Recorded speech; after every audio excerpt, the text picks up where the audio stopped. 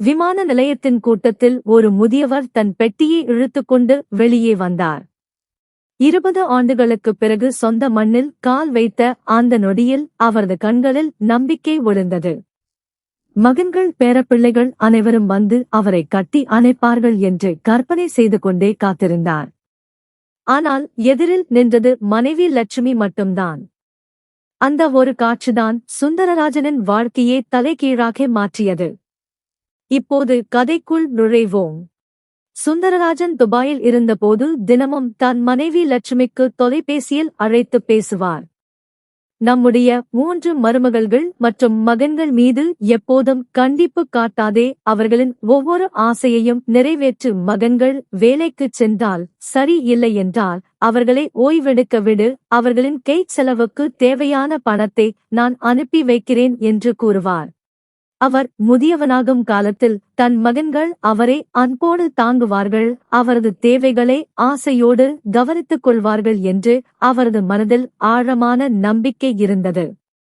ஆனால் விதி வேறு விதமாக விளையாடிவிட்டது.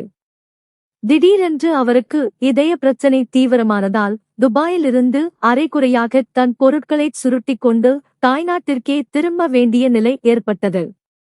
விமான நிலையத்தில் இறங்கி ஆசையோடு தேடினார். அவரை வரவேற்பதற்காக தன் மனைவி லட்சுமி மட்டுமே தனியாக நின்று கொண்டிருந்தாள். உடன் அவரது மகன்கள் ஒருவரையும் காணவில்லை. மகன்கள் எங்கே என்று கேட்டபோது லட்சுமியின் கண்களிலிருந்து கண்ணீர் பெருகியது.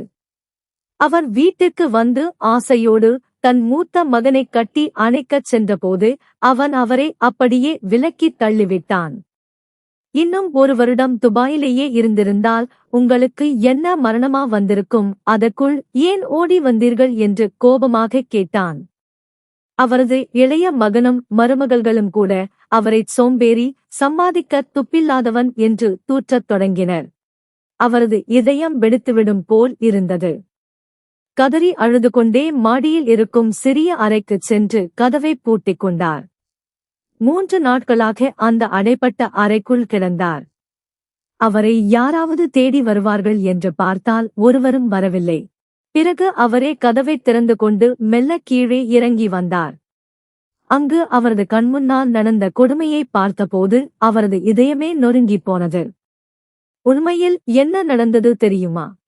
அவர் துபாயில் இருந்தபோது போன் செய்து தன் மனைவி லட்சுமியிடம், எனக்கு துபாய்க்கு வந்து 20 ஆண்டுகள் ஆகிவிட்டது, இப்போது உடலுக்கு முடியவில்லை, இதயத்தில் பெரிய பிரச்சனை இருப்பதால் மருத்துவர் வேலை செய்யக்கூடாது என்று கூறிவிட்டார், அதனால்தான் நான் நிரந்தரமாக ஊருக்கே திரும்பி வரப்போகிறேன் என்று கூறிய அந்த நிமிடமே அவரது மகன்கள் மற்றும் மருமகள்களின் முகங்கள் அதிர்ச்சியில் வெளுத்துப் போயின. சற்று முன்பு வரை பிரகாசமாக இருந்த அனைவரின் முகங்களும் ஒரே அடியாய் வாடிப்போயின. மூத்த மகன் பதற்றத்துடன், அப்பா, நன்றாக போய்க் கொண்டிருக்கும் வேலையை விட்டுவிட்டு ஏன் திடீரென்று வருகிறீர்கள்? இங்குள்ள நிலைமை உங்களுக்கு தெரியாதா? இங்கு சாகும் வரை உழைக்க வேண்டியுள்ளதே என்று கத்தினான். அவன் பேசிய வார்த்தைகளைக் கேட்டு மறுமுனையில் இருந்த சுந்தரராஜனுக்கு தொண்டை அடைத்துக் கொண்டது. பிறகு கொஞ்சம் தைரியத்தை வரவழைத்துக் கொண்டு, மகனே, எனக்கு இந்த உடம்பு முடியாத நிலைமை மட்டும் வரவில்லை என்றால் இன்னும் ஒரு 5 ஆண்டுகள் அங்கேயே உழைத்துவிட்டுத்தான் வந்திருப்பேன் என்று அன்பான குரலில் கெஞ்சினார். ஆனால் அங்கு அனைவருக்கும் பாம்பைக் கண்டது போல பேச்சே வரவில்லை. அவரைச் சுற்றி நின்று கொண்டிருந்தவர்கள் அனைவரும் மெல்ல மெல்ல ஆளுக்கு ஒரு பக்கமாக நகரத் தொடங்கினர். பிறகு அவர் வரும் தேதியை கூறிவிட்டு போனை வைத்துவிட்டார். லட்சுமி கையில் போனை பிடித்தபடி அப்படியே உறைந்து போய் உட்கார்ந்திருந்தாள். மகன்களின் முகமாற்றங்களை அவள் கவனித்துக் கொண்டுதான் இருந்தாள். அவளுக்கு பழைய நினைவுகள் மனதில் ஓடியிருக்கும். 25 வயது இளைஞனாக 3 சிறிய குழந்தைகள், வயதான பெற்றோரின் பெரிய குடும்ப பொறுப்பைச் சுமந்து கொண்டு வேலை தேடி அவர் அலைந்த காலம் அது. சொந்த ஊரில் குடும்பத்தை காப்பாற்றும் அளவுக்கு எந்த வேலையும் கிடைக்காமல் தவித்துப் போய்தான் துபாய்க்குச் செல்ல முடிவெடுத்தார். அங்கு அவருக்கு நல்ல வேலை கிடைத்தது உண்மைதான். ஆனால் அதன் பிறகு மீண்டும் தன் சொந்த மண்ணிற்கு வர அவருக்கு கொடுப்பினை இல்லாமலே போனது. 2 வருடமோ அல்லது 3 வருடத்திற்கு ஒரு முறையோ 1 மாத விடுமுறையில் வந்துவிட்டு போவார். அங்கிருந்தபடியே இரத்தத்தை வியர்வையாகச் சிந்தி பணத்தை அனுப்பி வைத்தார். மகன்கள் கேட்டதை எல்லாம் வாங்கித் தந்தார். நல்ல கல்வியும் கொடுத்தார். மகன்கள் வளர்ந்ததும் ஆளுக்கு ஒரு கார் வாங்கித் தந்தார். அவரது மனைவி லட்சுமி இங்கு அவரது பெற்றோரைக் கண்ணும் கருத்துமாக பார்த்து கொண்டு பிள்ளைகளையும் செல்லங்கொடுத்து வளர்த்தாள். பிள்ளைகளும் படிப்பு முடிந்து நல்ல வேலையில் சேர்ந்தார்கள். அவர்களுக்கு திருமண வயது வந்தபோது கூட ஊருக்கு போனால் இருக்கும் வேலை போய்விடுமோ என்று பயந்து திருமணத்திற்கு நேரில் வராமல் லட்சக்கணக்கான பணத்தை மட்டும் அங்கிருந்தே அனுப்பி வைத்தார். காலம் ஓடியது. அவர் எப்பொழுதெல்லாம் ஊருக்கு வர முயற்சி செய்கிறாரோ அப்பொழுதெல்லாம் அவரது மகன்களும் மருமகள்களும் ஏதேனும் காரணம் கூறி அவரை வரவிடாமல் தடுத்து விடுவார்கள். ஆனால் இப்போது நோய் வந்து உடல் தளர்ந்து போனதாலும் இந்த வயதில் தன் பேரக்குழந்தைகளை கொஞ்சி விளையாட வேண்டும் என்ற ஆசையினாலும் தான் ஊருக்கு திரும்பினார். விமான நிலையத்தில் இறங்கும்போது அவரது கண்கள் நம்பிக்கையில் விழுந்தன. அவரது குடும்பமே திரண்டு வந்து அவரை வரவேற்பார்கள். அவரது மகன்களும் பேரப்பிள்ளைகளும் கையில் பூங்கொத்தோடு ஆரவாரம் செய்து அவரை ஓடிவந்து கட்டி அணைப்பார்கள் என்று கற்பனை செய்து கொண்டே பெட்டிகளை தூக்கிக் கொண்டு வெளியே வந்தார். ஆனால் எதிரில் அவரது மனைவி லட்சுமி மட்டும் தலைமேல் முந்தானையை போட்டுக்கொண்டு தனியாக நின்றதை பார்த்ததும் அவருக்கு அதிர்ச்சியாக இருந்தது. 20 வருடங்களுக்கு முன்னால் பார்த்த லட்சுமிக்கும் இப்போது இருக்கும் லட்சுமிக்கும் வானத்திற்கும் பூமிக்கும் உள்ள வித்தியாசம். அவர் மட்டும் அல்ல, இருவருமே இளமையை இழந்து முதுமையின் வாசலில் நின்று கொண்டிருந்தனர். அவள் அருகில் வந்து எப்படி இருக்கிறீர்கள் என்று மெல்ல கேட்டாள்.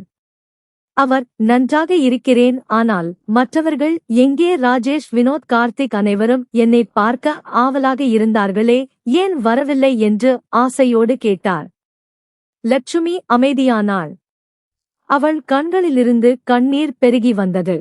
அவர் பார்த்துவிடக்கூடாது என்று உடனே முந்தானையால் துடைத்துக் கொண்டு 3 பேருக்கும் இன்றைக்கு அலுவலகத்தில் விடுமுறை கிடைக்கவில்லை, ஏதோ அவசர வேலையாம், குழந்தைகளும் பள்ளிக்குச் சென்றுவிட்டார்கள், உங்களை முதலில் நானே தனியாக பார்க்க வேண்டும் என்று ஆசைப்பட்டேன், அதனால்தான் நான் மட்டும் வந்தேன் என்று சமாளித்தாள். அப்படியே வெளியே வந்து ஒரு ரிக்ஷாவை நிறுத்தினாள். அவருக்கு ஆச்சரியம் தாங்கவில்லை. வீட்டில் 3 கார்கள் இருக்கின்றனவே, ஒரு கார் கூட எடுத்துக்கொண்டு வரவில்லையா என்று கேட்டார்.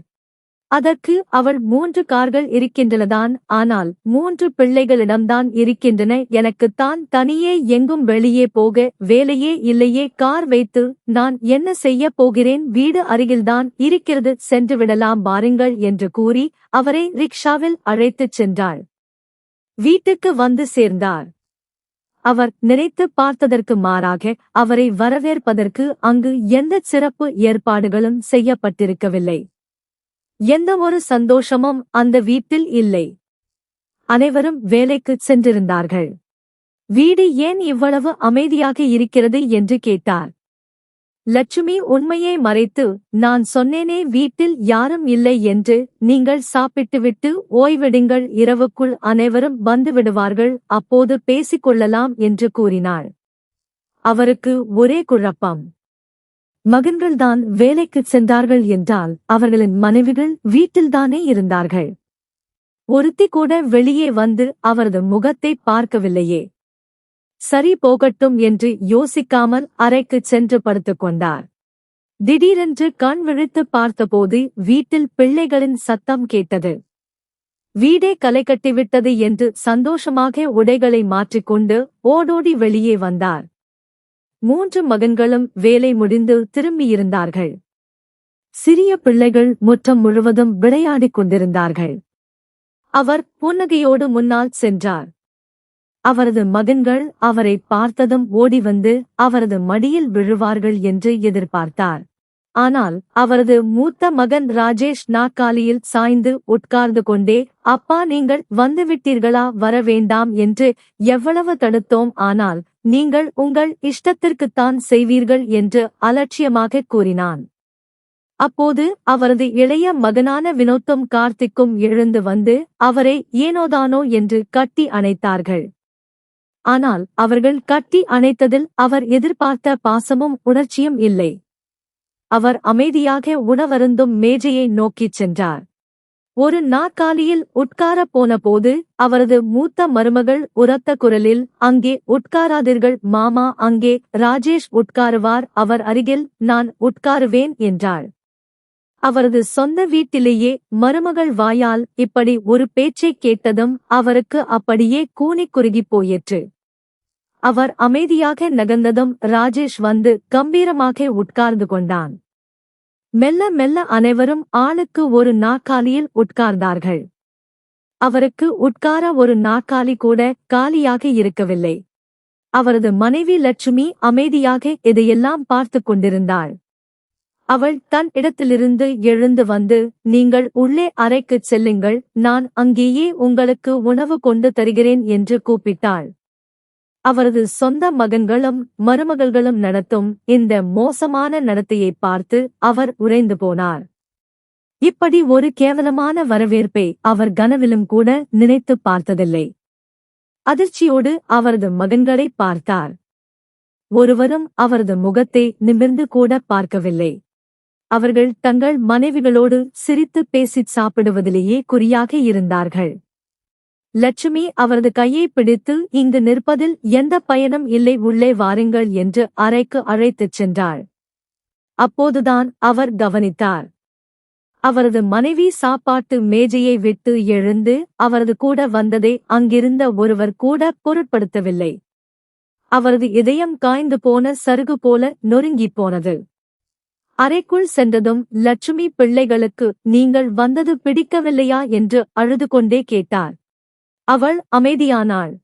பிறகு அவருக்கு ஆறுதல் சொல்வது போல, "உண்மையில் பிள்ளைகள் நீங்கள் இன்னும் கொஞ்ச நாள் துபாயிலேயே இருக்க வேண்டும் என்று ஆசைப்பட்டார்கள். பாருக்கு தொழில் தொடங்க பணம் தேவையாக இருந்ததாம், ராஜேஷுக்கு ஒரு புதிய மனை வாங்க பணம் தேவையாக இருந்ததாம். நீங்கள் சீக்கிரமே வந்துவிட்டதால் அவர்களுக்கு கொஞ்சம் ஏமாற்றம், வேறு ஒன்றுமில்லை" என்று விஷயத்தை மிகவும் லேசாக அவரது முன்னால் வைத்தாள். ஆனால் அவரது மனம் கேட்கவில்லை. லட்சுமி, "நான் வாழ்க்கை முழுவதும் பணத்தை மட்டுமே சம்பாதித்தேன். இப்போது என் எஞ்சிய வாழ்க்கையே உங்கள் அனைவரோடும் சேர்ந்து வாழ வேண்டும் என்று ஆசைப்படுகிறேன்" என்று கூறி அழுதார்.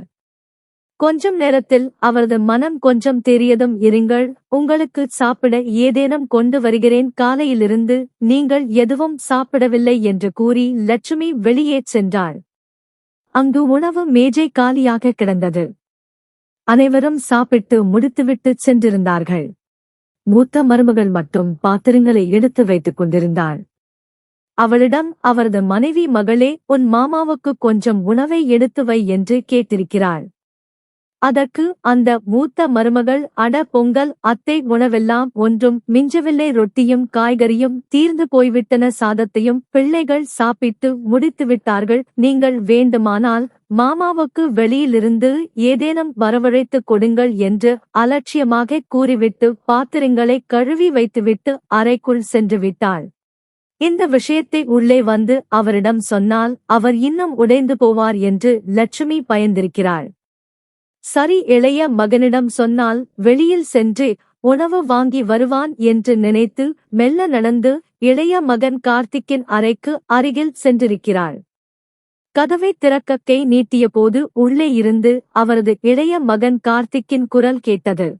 "நண்பா, அப்பாதான் திரும்பி வந்துவிட்டார் என்றால் நாம் என்ன செய்ய முடியும்? சகித்துக் கொண்டுதான் ஆகஸ்ட் வேண்டும். அவர் செய்த காரியத்தில் நானே கோபத்தில் இருக்கிறேன். இத்தனை வருடங்களாக அவர் இல்லாமலேயே வாழ பழகிவிட்டோம். இப்போது குடும்பத்திற்குள் அவர் ஒரு முகம் தெரியாத அந்நிய மனிதரைப் போலத்தான் வந்து நிற்கிறார். எனக்கு மனை வாங்க வேண்டும் என்று சொன்னேனே, குறைந்தபட்சம் என் வார்த்தையை காது கொடுத்து கேட்டாரா? தன் ஜாலியான வாழ்க்கையை முடித்துக்கொண்டு ஊருக்கு வந்துவிட்டார். பிள்ளைகளின் எதிர்காலத்தை பற்றி அவருக்கு என்ன கவலை என்று தன் நண்பனிடம் கோபமாக கத்திக் கொண்டிருந்தான். அவரது மகனின் வார்த்தையை கேட்டதும் லட்சுமிக்கு தலை சுற்றிவிட்டது. இங்கு அனைவரும் அவருக்கும் அவளுக்கும் எதிராக மாறியிருந்தார்கள். அவள் என்ன செய்வாள்?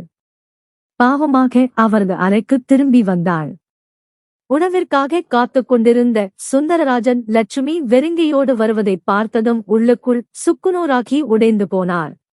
அவள் அவரது அருகில் வந்து உட்கார்ந்து வெட்கப்பட்டுக் கொண்டு, சாப்பாடு தீர்ந்து போய்விட்டது, அருகில் ஒரு உணவகம் இருக்கிறது, அங்கு சென்று நமக்காக ஏதேனும் வாங்கி வாருங்கள் என்று கூறினாள்.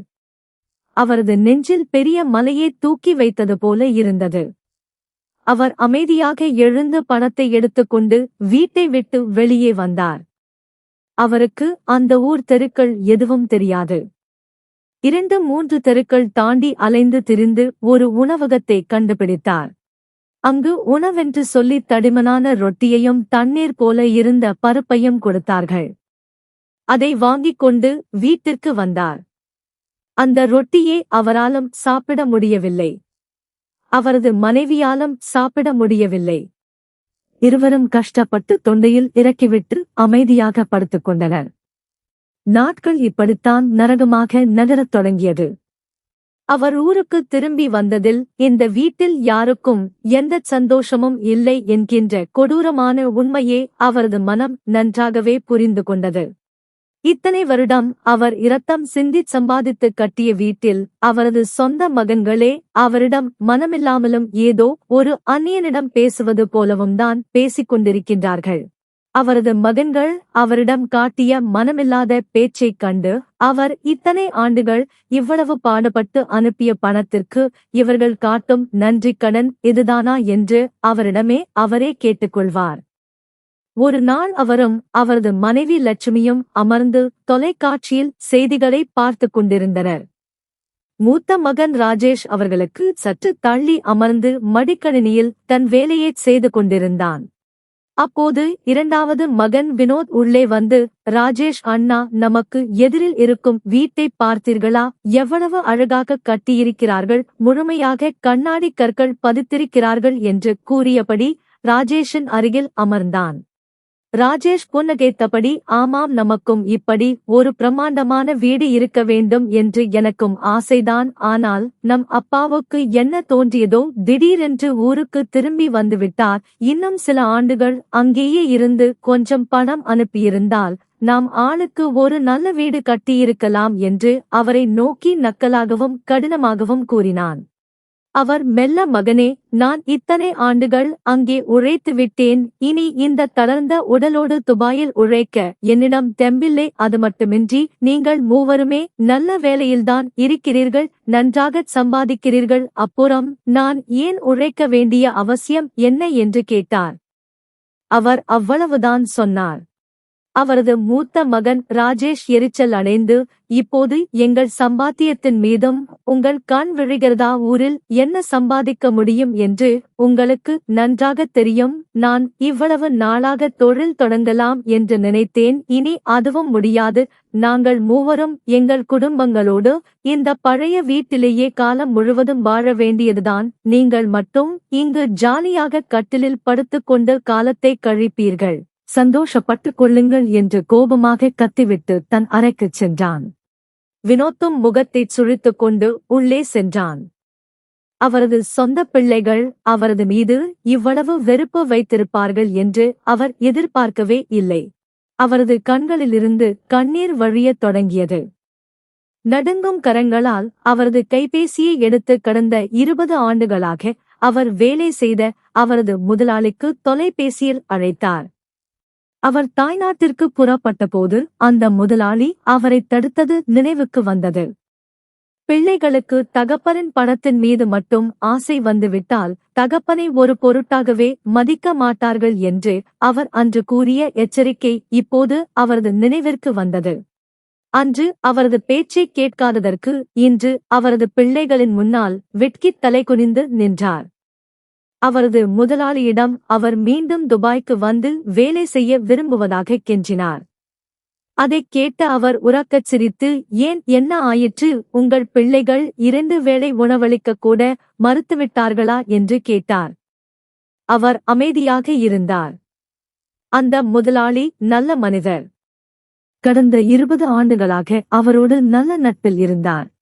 அதனால் அவரது சூழ்நிலையை புரிந்து கொண்டு இந்த வயதிலும் அவருக்கு மீண்டும் வேலை தர ஒப்புக்கொண்டார். தொலைபேசியை வைத்துவிட்டு அமைதியாக எழுந்து அறைக்குள் சென்று அவரது பையை தயார் செய்யத் தொடங்கினார். எங்கே புறப்பட்டு விட்டீர்கள் என்று லட்சுமி தடுத்தபோது அவர் மாலையிலேயே விமானப் பயணம் முன்பதிவு செய்துவிட்டதாகவும் மீண்டும் துபாய்க்கே செல்வதாகவும் கூறினார். லட்சுமி தலை குனிந்து அமைதியானாள். இத்தனை காலத்திற்குப் பிறகு வந்தவர் மீண்டும் செல்கிறாரே என்று அவளுக்கு வேதனைதான். ஆனால் அவளாலும் எதுவும் செய்ய முடியவில்லை. மாலை வேளையில் குடும்பத்தினர் அனைவரும் வீட்டில் இருந்தனர். அவர் பெட்டியுடன் வெளியே வந்ததும் அனைவரும் ஆச்சரியத்துடன் பார்த்தனர். அவர் புறப்படுகிறேன் பிள்ளைகளே, மீண்டும் துபாய்க்கே செல்கிறேன். இந்த வீட்டில் எனக்கு இடமில்லை என்பதை உணர்ந்துவிட்டேன். என் முதலாளி என்னை மீண்டும் அழைத்துக் கொண்டார் என்று கம்பீரமாக கூறினார். அவர் சொன்னதைக் கேட்டதும் அங்கிருந்து அனைவரின் முகத்திலும் மகிழ்ச்சி பொங்கியது. காலையில் அவரிடம் மரியாதையின்றி நடந்து கொண்ட ராஜேஷ் ஓடி வந்து அவரை கட்டி அணைத்து, நம்பவே முடியவில்லையே அப்பா, இது மிகவும் மகிழ்ச்சியான செய்தி. நீங்கள் போவதைப் பற்றி முன்னாலேயே சொல்லியிருக்கக்கூடாது. உங்களுக்கு ஒரு பெரிய விருந்தே வைத்திருப்பேனே என்றான். மற்ற மகன்களும் அவரைச் சூழ்ந்து கொண்டு அன்பாக பேசுவது போல் நடித்தனர். அவர் புன்னகையோடு விலகி நின்றார். இந்த போலியான அன்பின் உண்மை என்னவென்று அவருக்கு தெரியும் அல்லவா? அவர் வீட்டை விட்டு வெளியேறினார். பிள்ளைகளின் இந்த திடீர் மாற்றத்தைக் கண்டு லட்சுமியும் அதிர்ச்சி அடைந்தாள். அன்று பிள்ளைகள் அனைவரும் மிகவும் மகிழ்ச்சியாக இருந்தனர். ராஜேஷ் மீண்டும் தன் தொழில் திட்டங்களைப் பற்றி பேசத் தொடங்கினான். அப்பா பணம் அனுப்பியதும் எதிர் வீட்டை விலைக்கு வாங்கி நாம் அனைவரும் அங்கே குடிபெயரலாம் என்று வினோத்திடம் கூறினான். லட்சுமி அமைதியாக தன் அறைக்குள் சென்றாள். மீண்டும் துபாயிலிருந்து அவர் பணம் அனுப்புவார் என்று வீட்டில் அனைவரும் காத்திருந்தனர்.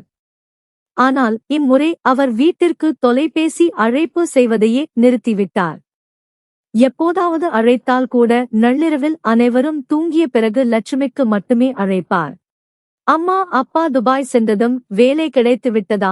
சில நாட்களில் மீண்டும் வந்துவிடப் போகிறார். நாங்கள் எதிர் வீட்டுக்காரரிடம் பேசிக் கொண்டிருக்கிறோம். 1 கோடி ரூபாய் கேட்கிறார்கள் என்று மகன்கள் லட்சுமியிடம் கேட்பார்கள். லட்சுமி எதுவும் பேசாமல் அமைதியாகவே இருப்பாள். இவ்வாறாக 6 மாதங்கள் உருண்டோடின. ஆனால் அவர் வெளிநாட்டிலிருந்து 1 ரூபாய் கூட அனுப்பவில்லை. இதனால் 3 மகன்களும் கடும் எரிச்சல் அடைந்தனர். 6 மாதங்கள் கடந்த நிலையில் எதிர்வீடு முழுமையாக கட்டி முடிக்கப்பட்டு தயாராகியிருந்தது. ராஜேஷ் ஏங்கிய கண்களோடு அந்த வீட்டை பார்த்துக் கொண்டிருந்தான்.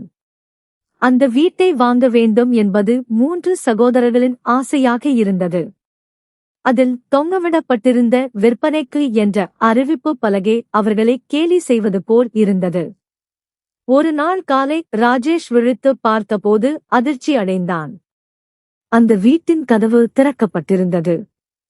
விற்பனைக்கு என்ற பலகையும் அகற்றப்பட்டிருந்தது. அந்த வீடு விற்பனையாகிவிட்டது என்பதை உணர்ந்து அவன் இயலாமையுடன் கூச்சலிடவே மகன்கள் மருமகள்கள் பேரப்பிள்ளைகள் அனைவரும் அங்கே கூடினர். புதிய வீட்டுப் பொருட்கள் லாரியிலிருந்து இறக்கப்பட்டு வீட்டிற்குள் கொண்டு செல்வதைப் பார்த்த மூத்த மருமகள், யாரோ மிகப்பெரிய பணக்காரர் இந்த வீட்டை வாங்கியிருக்கிறார் போல் இருக்கிறது, பொருட்களைப் பாருங்கள், எவ்வளவு விலை உயர்ந்ததாக இருக்கிறது என்றாள் பேராசையுடன். மாலை வேளையில் மூத்த மருமகள் சமையல் செய்து கொண்டிருந்தபோது பக்கத்து வீட்டு பெண்மணி வீட்டிற்கு வந்தார். அவரிடம் என்ன விஷயம், உங்களுக்கு என்ன வேண்டும் என்று மருமகள் அலட்சியமாக கேட்டாள். அதற்கு அந்த பெண்மணி சிரித்துக்கொண்டே, எனக்கு இனி உங்களிடம் என்ன வேலை, நான் லட்சுமியை பார்க்க வந்தேன், அவர்தான் எதிர் வீட்டிற்கு மாறிக் குடியேறிவிட்டாரே, நீங்கள் ஏன் அவருடன் செல்லவில்லை என்று கேட்கத்தான் வந்தேன் என்றார். அதைக் கேட்ட மருமகள் அதிர்ச்சி அடைந்து, என்ன சொல்கிறீர்கள் அத்தை, எதிர் வீட்டிற்கு சென்றுவிட்டாரா, அவர் இங்கேதானே என்று சொல்லிக் கொண்டிருக்கும் போதே முதியவள் காலையிலிருந்து வீட்டில் எங்கேயும் தென்படாதது நினைவுக்கு வந்தது. வீட்டில் அவளுக்கு எந்த முக்கியத்துவமும் இல்லாததால் அவள் காலையிலிருந்து வீட்டில் இருக்கிறாளா இல்லையா என்பதைக் கூட யாரும் கவனிக்கவில்லை. அடடா, நீ அவளுடைய மருமகள், உனக்கே தெரியவில்லையா, காலையிலேயே லட்சுமிதான் அந்த எதிர் வீட்டை விலைக்கு வாங்கி தன் பெயருக்கு மாற்றியிருக்கிறார், அவ்வளவு பிரம்மாண்டமான பொருட்களை வாங்கி வீட்டை அரண்மனை போல மாற்றியிருக்கிறார் என்று ஊருக்கே விருந்து வைக்கிறார். சுந்தரராஜன் மீண்டும் துபாய் சென்றதால் உங்களுக்கு யோகம் அடித்துவிட்டது போல் இருக்கிறது என்று பக்கத்து வீட்டு பெண்மணி கூற மருமகளுக்கு தலையில் இடி விழுந்தது போல் இருந்தது. மகன்கள் ஓடிச் சென்று லட்சுமியின் அறையை பார்த்தனர். அங்கே அவள் இல்லை. இப்படிப்பட்ட பிள்ளைகளை யாருக்கும் கொடுக்காதே இறைவா என்று சலித்துக் கொண்டே அந்த பெண்மணி சென்றுவிட்டார். மகன்கள் கதவை திறந்து வெளியே பார்த்தபோது உண்மையிலேயே எதிர் வீட்டின் முன்னால் பெரிய அளவில் சமையல் நடந்து கொண்டிருந்தது. அம்மா இந்த வீட்டை எப்போது வாங்கினார் என்று சகோதரர்கள் மூவரும் வியந்தனர். சீக்கிரம் தயாராகுங்கள் ஊரே, அம்மா வீட்டிற்கு செல்லும்போது நாம் ஏன் இந்த பழைய வீட்டில் இருக்க வேண்டும்? அம்மா நமக்கு ஆச்சரியம் அளிப்பதற்காகவே இப்படிச் செய்திருக்கிறார் போல் இருக்கிறது என்று ராஜேஷ் மகிழ்ச்சியோடு கூற அனைவரும் உடனே தயாராகி அந்த பிரம்மாண்ட வீட்டிற்குச் சென்றனர். அறைக்குள் நுழைந்து பார்த்தபோது லட்சுமி விலைமதிப்பற்ற பட்டுப்புடவை அணிந்து பெரிய சோபாவில் அமர்ந்திருந்தாள். ஊர் மக்கள் அனைவரும் விருந்து சாப்பிட்டுக் கொண்டிருந்தனர். நாம் சாதாரண ஆட்களைப் போல ஏன் சாப்பிட வேண்டும்? வாருங்கள், நேராக அம்மாவிடம் செல்வோம், அவர் நமக்கு உணவு மேஜையிலேயே பரிமாறுவார் என்று ராஜேஷ் பெருமையுடன் கூறிக்கொண்டே லட்சுமியின் முன்னால் போய் நின்றான். அம்மா, எங்களுக்கு இவ்வளவு பெரிய ஆச்சரியத்தை தருவீர்கள் என்று நாங்கள் எதிர்பார்க்கவே இல்லை. இந்த வீட்டை வாங்க வேண்டும் என்பது எங்கள் பல வருட கனவு. அதை நீங்கள் நிறைவேற்றிவிட்டீர்கள் என்று 3 மகன்களும் ஒரே குரலில் கூறினர். லட்சுமி மெல்ல புன்னகைத்து, உங்களுக்கு ஏதோ தவறான புரிதல் ஏற்பட்டிருக்கிறது. இந்த வீட்டை நான் வாங்கவில்லை, இதன் உண்மையான உரிமையாளர் அவர்தான் என்று ஒரு பக்கமாக சுட்டிக்காட்டினாள். 3 மகன்களும் திரும்பி பார்த்தபோது அங்கே கம்பீரமான ஆடை அணிந்து முகத்தில் புன்னகையோடு சுந்தரராஜன் வந்து கொண்டிருந்தார்.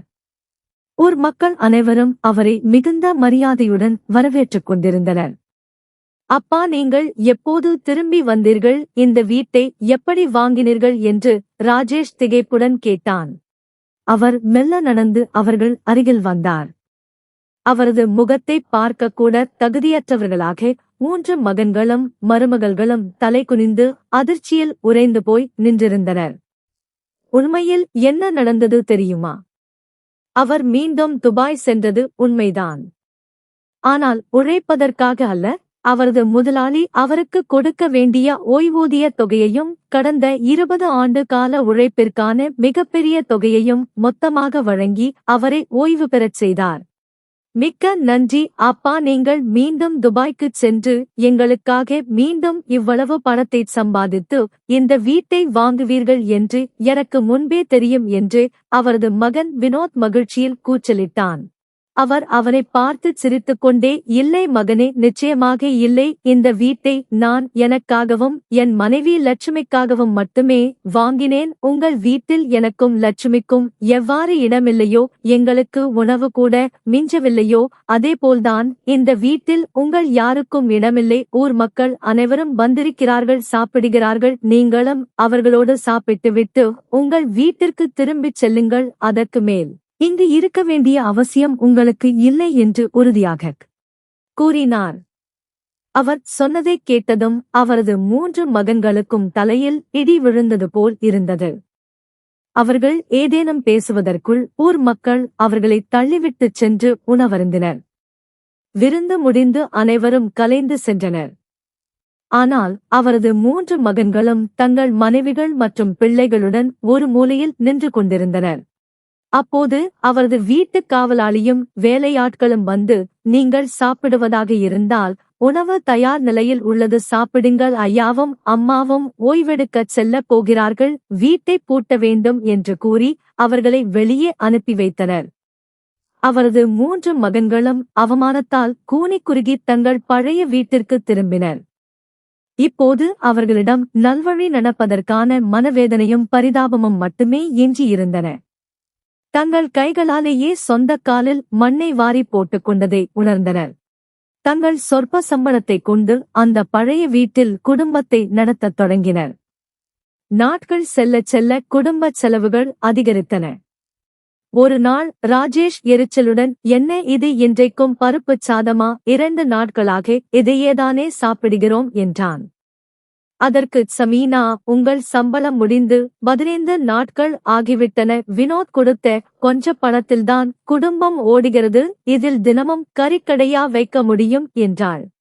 அவர்கள் கஷ்டப்பட்டு அந்த பருப்புச் சாதத்தை சாப்பிட்டுக் கொண்டிருந்தபோது வாசலில் அழைப்பு மணி ஒலித்தது.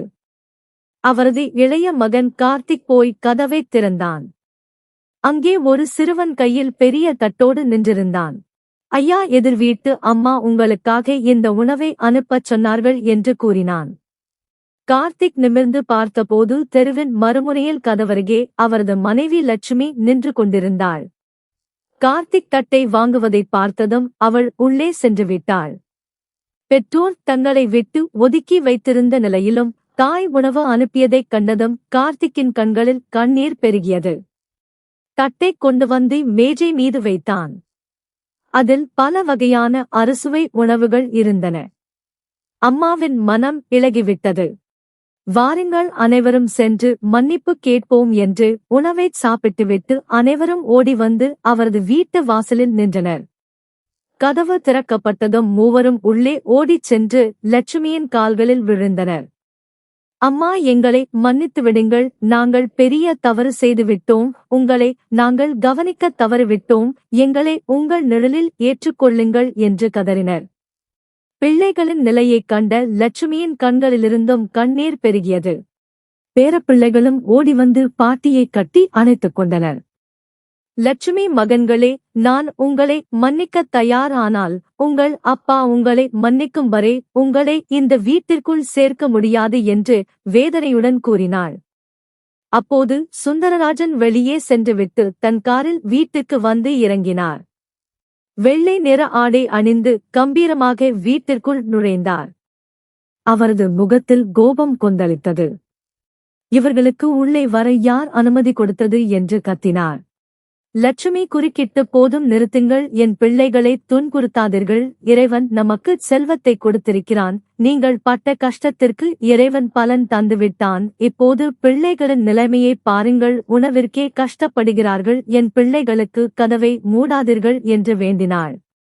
ராஜேஷின் சைகையைத் தொடர்ந்து அவரது 3 மகன்களும் அவரது கால்களில் விழுந்து கெஞ்சினர்.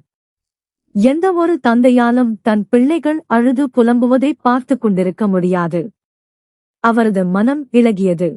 பிள்ளைகளை தூக்கி அணைத்துக் கொண்டு, சரி, போய் உங்கள் பொருட்களை எடுத்துக் கொண்டு வாருங்கள், இனி நீங்கள் வறுமையில் வாழத் தேவையில்லை என்றார்.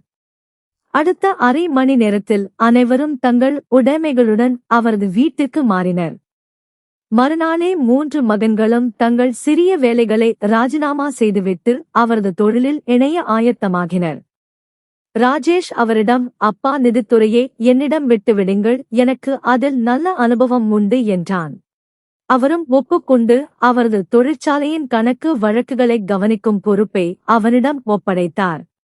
அவரது மருமகள்களும் லட்சுமி கொடுத்த பணத்தில் ஆடம்பரமாக பொருட்களை வாங்கி அனுபவிக்கத் தொடங்கினர். நாட்கள் அமைதியாகச் சென்றன. ஆனால் சில நாட்களிலேயே காலை உணவின் போது அவர் கவலையுடன் காணப்பட்டார். லட்சுமி விசாரித்தபோது தொழிற்சாலையின் கணக்கில் பெரிய அளவில் பணம் மாயமாகிறது, எங்கு தவறுகிறது என்று புரியவில்லை என்று கவலைப்பட்டார். அவர் அலுவலகத்திற்குச் சென்ற சிறிது நேரத்திலேயே அங்கிருந்து வீட்டிற்கு தொலைபேசி அழைப்புச் சென்றது. அவருக்கு நெஞ்சுவலி ஏற்பட்டு மருத்துவமனையில் அனுமதிக்கப்பட்டுள்ளதாகவும் பெரிய வர்த்தக ஒப்பந்தம் ஒன்று ரத்தானதால் இந்த அதிர்ச்சி என்றும் கூறினர். லட்சுமி கதறி அழுதாள். ஆனால் அவரது மூத்த மகன் ராஜேஷோ தன் அறைக்குள் மனைவியிடம் கட்டுக்கட்டாக பணத்தை கொடுத்து பூட்டி வைக்கச் சொல்லிக் கொண்டிருந்தான். செய்தி அறிந்து வெளியே வந்த அவரது மகன்கள், அம்மா, கத்தாதீர்கள், அப்பா ஒன்றும் இறந்துவிடவில்லையே, நாங்கள் போய் என்னவென்று பார்க்கிறோம் என்று அலட்சியமாகக் கூறினர். இரவு நேரத்தில் அவரது மகன்கள் வீட்டிற்கு திரும்பினர். அவர்கள் முகத்தில் எந்த கவலையும் இல்லை. மாறாக மகிழ்ச்சியாக பேசிக் கொண்டிருந்தனர். லட்சுமி பதற்றத்துடன், மகனே, உங்கள் அப்பா எப்படி இருக்கிறார் என்று கேட்டாள். அதற்கு ராஜேஷ், அம்மா மருத்துவமனையில் அவ்வளவு நேரம் இருக்க முடியாது, அப்பாவுக்கு ஒன்றும் ஆகவில்லை என்று அலட்சியமாக பேசத் தொடங்கினான். மருத்துவமனையில் உடம்பை தேற்றுவதற்கு மிகவும் நாளாகும் அம்மா, நீங்கள் கவலைப்படாமல் போய் தூங்குங்கள், நான் அங்கே ஒரு மருத்துவமனை ஊழியருக்கு பணம் கொடுத்துவிட்டு வந்திருக்கிறேன், ஏதேனும் அவசரம் என்றால் அவன் என்னை அழைப்பான், எனக்கு அங்கே இருக்கும் படுக்கையில் தூக்கமே வராது என்று கூறிவிட்டு ராஜேஷ் அறைக்குள் சென்று விட்டான். இளைய மகன்களும் கையில் கைபேசியை பிடித்தபடி தங்கள் அறைக்குச் சென்றனர். சிறிது நேரத்திற்குப் பிறகு வினோத் தன் மனைவியுடன் நன்கு அலங்காரம் செய்து கொண்டு வெளியே வந்தான். லட்சுமி கவலையோடு, எங்கே போகிறாய் மகனே, உன் அப்பாவை பார்க்கத்தானே போகிறீர்கள், என்னையும் கூட்டிச் செல்லுங்கள் என்றாள். அதற்கு வினோத் எரிச்சலுடன், அம்மா, உலகத்தில் வேறு வேலைகளும் இருக்கிறது, என் மனைவியின் உடம்பு சரியில்லை, அவளுக்கு பிடித்தமானவற்றை வாங்கித் தருவதற்காக வெளியே அழைத்துச் செல்கிறேன், அப்பாவை நீங்கள் காலையில் சென்று பார்த்து கொள்ளுங்கள் என்று கூறிவிட்டு நகர்ந்தான். லட்சுமியின் இதயம் உடைந்து போனது. அவரது உடல்நிலை சீக்கிரம் குணமாக வேண்டும் என்று இறைவனிடம் பிரார்த்திப்பதைத் தவிர அவளிடம் வேறு வழி இருக்கவில்லை. மறுநாள் அவருக்கு மயக்கம் தெளிந்தது. ஆனால் நீண்ட காலம் ஓய்வெடுக்க வேண்டும் என்றும் படுக்கையை விட்டு இறங்கக்கூடாது என்று மருத்துவர்கள் கூறிவிட்டனர். அவரது மகன்கள் மூவரும் அவரை அழைத்துச் செல்ல மருத்துவமனைக்கு கூட வரவில்லை. அலுவலகத்தில் ஏதோ ஒரு வேலை என்று சாக்குப்போக்கு சொன்னதால் லட்சுமியே வேலையாட்களை அனுப்பி அவரை வீட்டிற்கு வரவழைத்தாள். நாள் முழுவதும் கழிந்தது. அவரது அறையில் வந்து நலம் விசாரிக்க அவரது மகன்களுக்கு நேரம் இருக்கவில்லை. வெளியே அவர்களின் சிரிப்புச் சத்தமும் கூச்சலும் மட்டுமே கேட்டது. வேலையாட்கள் மட்டுமே அவருக்கு உணவும் தண்ணீரும் கொண்டு வந்து தந்தனர். இதைக் கண்டு அவரது கண்கள் கலங்கின. அடுத்த நாள் லட்சுமி அவரது அருகில் இருந்தபோது அவர் தாகத்தால் குடிப்பதற்கு தண்ணீர் கேட்டார். லட்சுமி கதவருகே சென்று, மாமாவுக்கு கொஞ்சம் தண்ணீர் கொண்டு வாருங்கள் என்று கூப்பிட்டாள். சமையலறை பெண் தண்ணீர் எடுத்துக் கொண்டு வர முற்பட்ட போது அவரது மூத்த மருமகள் ஓடிவந்து, எப்போதும் அவர்களுக்கு படுக்கையிலேயே உணவும் தண்ணீரும் கொண்டு போய் கொடுக்கிறாயே, உனக்கு வேறு வேலையே இல்லையா, என் தோழிகள் விருந்தினர்களாக வருகிறார்கள், உணவை ஆயத்தம் செய், அந்த முதியவளுக்கு தண்ணீர் வேண்டுமென்றால் அவளே வந்து எடுத்துக் கொள்ளட்டும் என்று அதட்டினாள். சமையலறை பெண் பயந்து பின்வாங்கினாள். வீட்டின் முழு பொறுப்பும் மூத்த மருமகளின் கைக்கு சென்றிருந்ததால் வேலையாட்களும் அவளுக்கு பயந்தனர். இதைப் பார்த்த லட்சுமி திகைத்துப் போனாள். மகன்களும் மருமகள்களும் அவர்களை நேசித்ததால் வரவில்லை. மாறாக அவர்களின் சொத்துக்களையும் இந்த ஆடம்பர வாழ்க்கையையும் அனுபவிப்பதற்காகவே நாடகமாடியிருக்கிறார்கள் என்பது தெளிவாக புரிந்தது. லட்சுமியே ஓடிச் சென்று அவருக்கு நீரைக் கொண்டு வந்து கொடுத்தாள். அப்போது அவரது மூத்த மகன் ராஜேஷ் கருப்பு நிற கோட் அணிந்த ஒரு வழக்கறிஞருடன் அறைக்குள் நுழைந்தான். வழக்கறிஞர், அதிக நேரம் எடுத்துக்கொள்ளாதீர்கள், சீக்கிரம் ஆவணங்களில் கையெழுத்து வாங்குங்கள் என்றார். ராஜேஷ் அவரிடம் வந்து, அப்பா, இப்போது உங்களுக்கு கொஞ்சம் பரவாயில்லைதானே, இந்த ஆவணங்களில் கையெழுத்திடுங்கள் என்றான். அவர் அதிர்ச்சியுடன், என்ன ஆவணங்கள் இவை என்று கேட்டார்.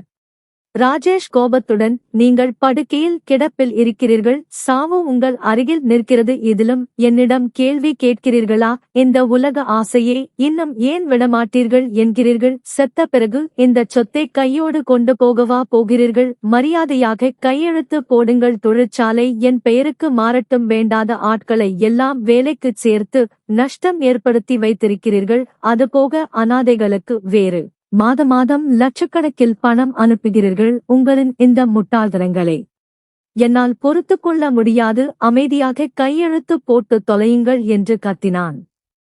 அவன் பேசிய வார்த்தைகளைக் கேட்டு அவரது தொண்டை அடைத்துக் கொண்டது. ஆனால் லட்சுமி குதித்தெழுந்து, உன் தந்தையிடம் எப்படி பேசுகிறாய், அவர் எவ்வளவு நோயுற்றிருக்கிறார் என்று தெரியவில்லையா, இந்த தொழிற்சாலை அவருடையது, உங்கள் யாருக்கும் அதில் உரிமை இல்லை என்று சத்தமிட்டாள்.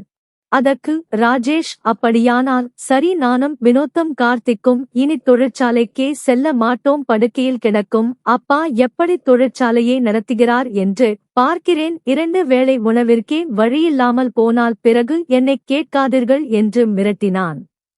அவர் கையை அசைத்து, அந்த வழக்கறிஞரை வெளியே போகச் சொல், என் சொந்த வழக்கறிஞர் இருக்கிறார், மாலை அவரை வரவழைக்கிறேன், அவர் முன்னிலையில் கையெழுத்துகிறேன் என்று பலவீனமான குரலில் கூறினார். தொழிற்சாலை தன் கைக்கு வரப்போகிறது என்ற மகிழ்ச்சியில் ராஜேஷ் வழக்கறிஞரை அழைத்துக் கொண்டு வெளியேறினான். அவரது கண்களிலிருந்து கண்ணீர் பெருகியது. மாலை வேளையில் அவரது குடும்ப வழக்கறிஞர் வீட்டிற்கு வந்தார். ராஜேஷ் அவசரமாக வாருங்கள் வழக்கறிஞரே, இவ்வளவு தாமதமாக வருகிறீர்களே, இதோ ஆவணங்கள், அப்பாவிடம் கையெழுத்து வாங்கித் தாருங்கள் என்றான். ஆனால் அவரது வழக்கறிஞர் கம்பீரமாக, எந்த ஆவணமும் தேவையில்லை சுந்தரராஜன் ஐயா ஏற்கனவே தன் உயிலை எழுதி வைத்து விட்டார், அதை உங்கள் முன்னால் வாசித்துக் காட்டுவதற்காகத்தான் என்னை அழைத்துள்ளார் என்றார். மகன்கள் மூவரும் குழப்பத்துடன் நின்றனர். அப்பா ஏற்கனவே எல்லாவற்றையும் என் பெயருக்கு எழுதி வைத்து விட்டாரா? எனக்கு இந்த பெரிய வீடுதான் வேண்டும் என்றான் ராஜேஷ். வினோத்தும் கார்த்திக்கும் உனக்கு மட்டும் எப்படி சொந்தமாகும்? கணக்கில் மோசடி செய்து பணத்தை சுருட்டியது எங்களுக்கு தெரியாதா? தொழிற்சாலை எனக்குத்தான் வேண்டும் என்று தங்களுக்குள் சண்டையிடத் தொடங்கினர். படுக்கையில் இருந்தபடி அவர் கையை உயர்த்தி அமைதியாக இருங்கள் என்று கூறி வழக்கறிஞரை உயிலை வாசிக்குமாறு சைகை செய்தார். வழக்கறிஞர் வாசிக்கத் தொடங்கினார். நீங்கள் அனைவரும் அந்த பழைய வீட்டில் இருந்தபோதே ஐயாவுக்கு உடல்நிலை சரியில்லாமல் போன அன்றே இந்த உயிலை எழுதிவிட்டார். இந்த உயிலின்படி இந்த வீடும் தொழிற்சாலையும் முழுவதுமாக திருமதி லட்சுமியின் பெயருக்கு மட்டுமே சொந்தமானது. அவரின் விருப்பமின்றி இந்த சொத்தில் ஒரு செங்கல் கூட உங்களால் உரிமை கோர முடியாது. அவர் நினைத்தால் உங்களை இப்பொழுதே இந்த வீட்டை விட்டு வெளியேற்ற முடியும். வழக்கறிஞர் வாசித்து முடித்ததும் 3 மகன்களும் பாம்பைக் கண்டது போல பேச்சே வரவில்லை. ராஜேஷ் அலறினான். என்ன அப்பா, இது எங்கள் பெயரில் எதுவுமே எழுதி வைக்கவில்லையா? அவர் புன்னகைத்துக் கொண்டே, உங்களைப் போன்ற நச்சு பாம்புகளுக்கு என் வாழ்நாளில் பெரும்பகுதியை கொடுத்துவிட்டேன். உங்களுக்கு மீண்டும் ஒரு வாய்ப்பு தந்தேன். என் வீட்டில் இடம் தந்தேன், தொழிலில் பங்கு தந்தேன். ஆனால் நீங்கள் என் முதுகிலேயே குத்தினீர்கள். அதனால்தான் எனக்கு நெஞ்சு வலியே வந்தது. இனி இந்த வீட்டில் உங்களுக்கு இடமில்லை. சில நாட்களில் எனக்கு உடம்பு சரியாகிவிடும். நானே என் வியாபாரத்தை பார்த்துக் கொள்வேன் என்று தீர்க்கமாக கூறினார். அவரது மகன்கள் தலைமேல் கை வைத்து அமர்ந்தனர். ஆனால் இம்முறை அவரும் லட்சுமியும் அவர்களுக்கு எந்த இரக்கமும் காட்டத் தயாராக இல்லை. அவரது உத்தரவின் பெயரில் வேலையாட்கள் அவர்களின் பெட்டி படுக்கைகளை வெளியே தூக்கி எறிந்தனர். நல்ல வேளையாக அவர்களின் பழைய வீடு இன்னும் விற்கப்படாமல் இருந்தது. இத்தனை நாட்கள் ராஜபோகமாக வாழ்ந்துவிட்டு அவமானமும் பரிதாபமும் நிறைந்த முகத்தோடு அவர்கள் தங்கள் பழைய வீட்டிற்குச் சென்றபோது தூசியும் மண்ணுமே அவர்களை வரவேற்றன. சொந்த காலிலேயே மண்ணை வாரி போட்டுக்கொண்ட அவரது மகன்களுக்கு அன்று பரிதாபத்தையும் வேதனையையும் தவிர வேறு எதுவும் எஞ்சியிருக்கவில்லை. அவரும் அவரது மனைவி லட்சுமியும் இறைவரின் அருளால் நிம்மதியான வாழ்வைத் தொடர்ந்தனர். இதன் பிறகும் அவர் அவர்களை மன்னித்து ஏற்றுக்கொண்டால் அவர் மனிதனே இல்லை என்று தோன்றுகிறது. இதை பற்றிய உங்கள் கருத்துக்களை தெரிவிக்கவும். நன்றி.